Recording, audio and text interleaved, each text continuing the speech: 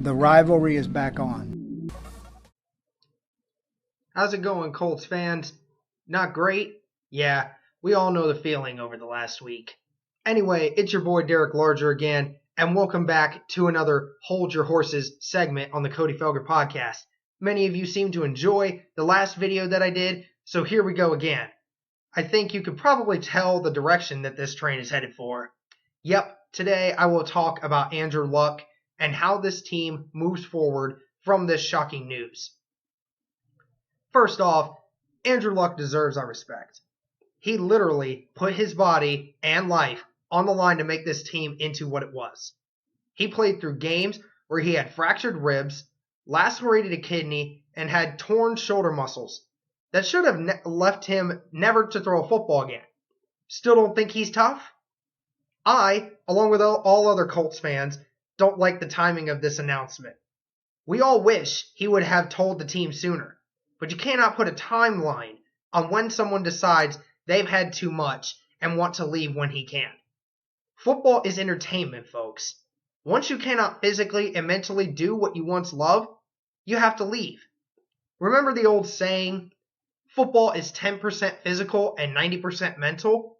Well, when you lose that 90% and the passion, you have to do what's right for yourself and leave while you still can.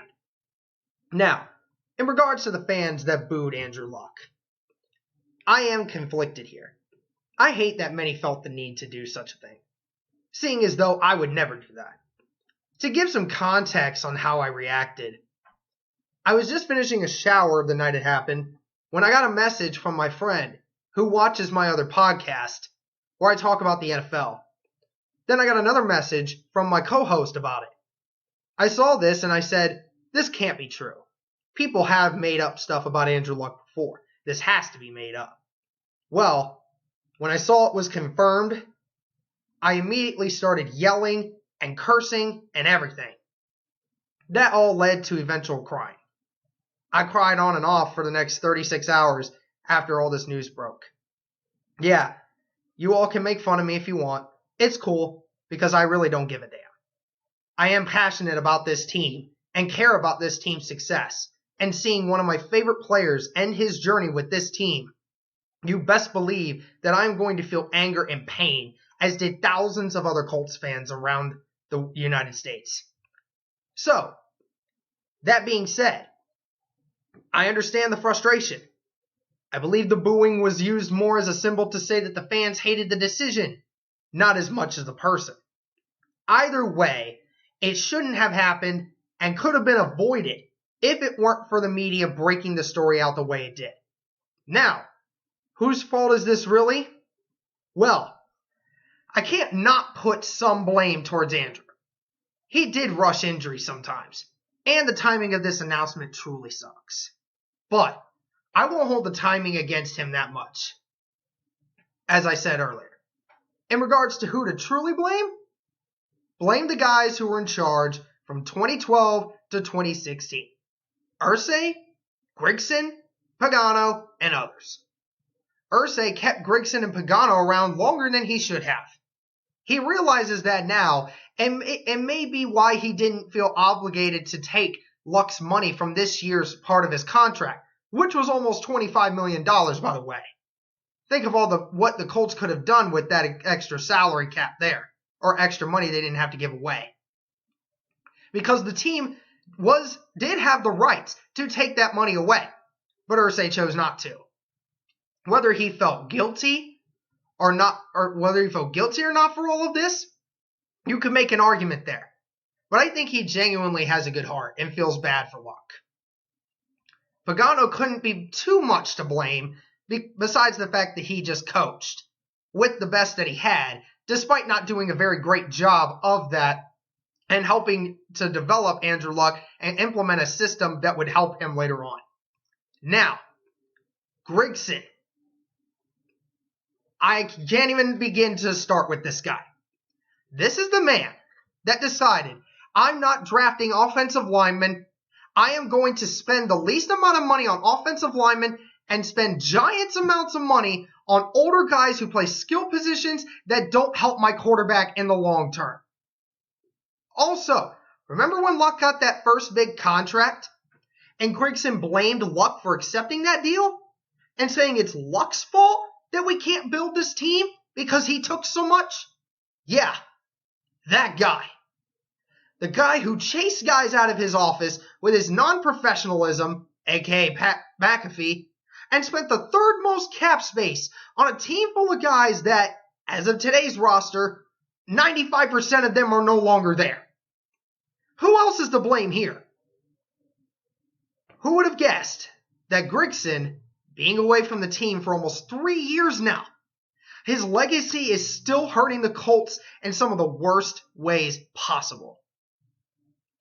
In regards to how this news broke out, first off, I, like many others who I talked to the night this came out, did not appreciate Adam Schefter reporting this news when he did. Andrew Luck had stated he wanted to break the news on Sunday to his team, his teammates, and then the fans. Unfortunately, that was moved up due to the news coming out that early. We all know how the media works sometimes, guys. It doesn't matter how other people feel about it being presented, just as long as it's brought out first. It's all that matters, is breaking the story first, because it's the big news.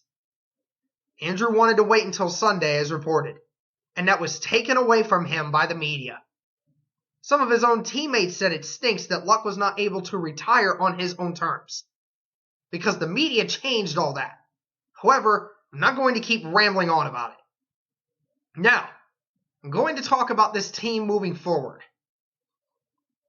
First off, do I think Jacoby Brissett will be our quarterback of the future? I don't know.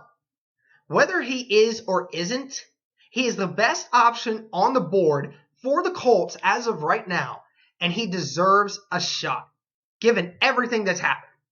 By the way, I saw so many people, whether you watch this podcast or not, stating that Brissett should start over Luck anyway, as I mentioned in my other Hold Your Horses segment from the week prior. Since, Brissett's been out there putting in the work and doing everything needed to. Well, now's his chance to see if he can back up those words that you sprung out. You all know who you are that have been saying it. Quick question, though. How many of you that have said Brissett should start over Luck, even if Luck was healthy and ready to go, are now saying we should tank to draft someone new after this season, or even in the 2021 season?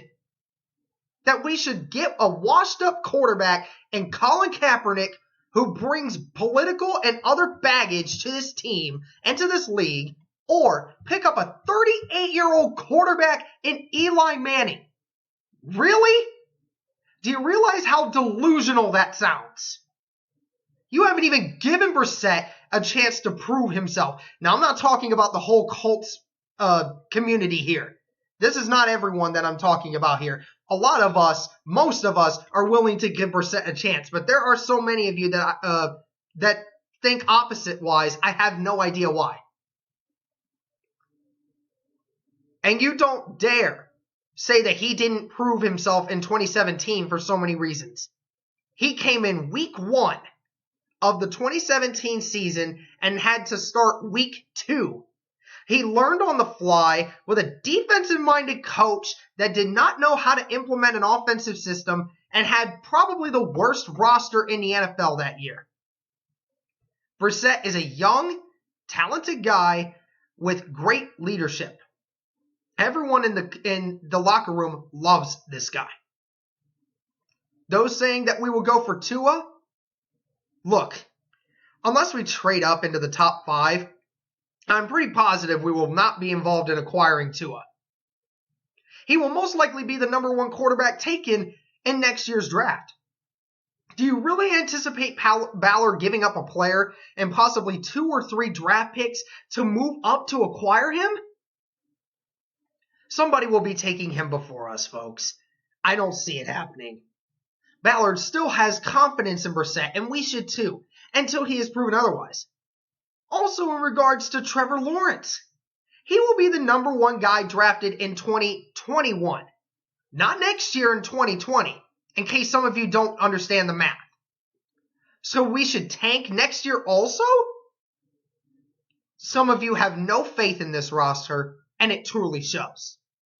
Tell all this nonsense to guys like Darius Leonard, Quentin Nelson, T.Y. Hilton, and others, all those guys who have done so much to make this team better. All of this nonsense talk will spill into the Colts organization. You understand that, right? Because these players do see what people are talking about, guys. They'll start to grow less confidence in themselves. Need I remind you, this roster was built to play around the quarterback. This system is not meant for the quarterback to take it all. Remember when Ballard first took this job? Defense, building the trenches, a team that can compete in January. This isn't any longer about the quarterback anymore, folks. This is about a team. Let's stop with the hysteria. Let's go out and compete. This team can still win plenty of games. I will explain that more in depth on another episode on this podcast.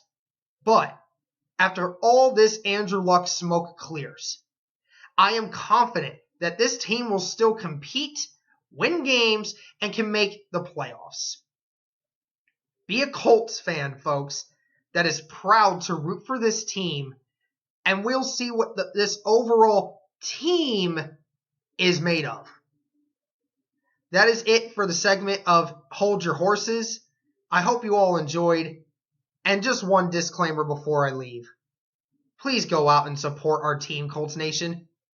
I do not want to have any fights. I do not want to have anything there. I am bringing you what I believe we as Colts fans should understand and acknowledge and go out and do. We really need the support from all of us this year. This team needs it now more than ever.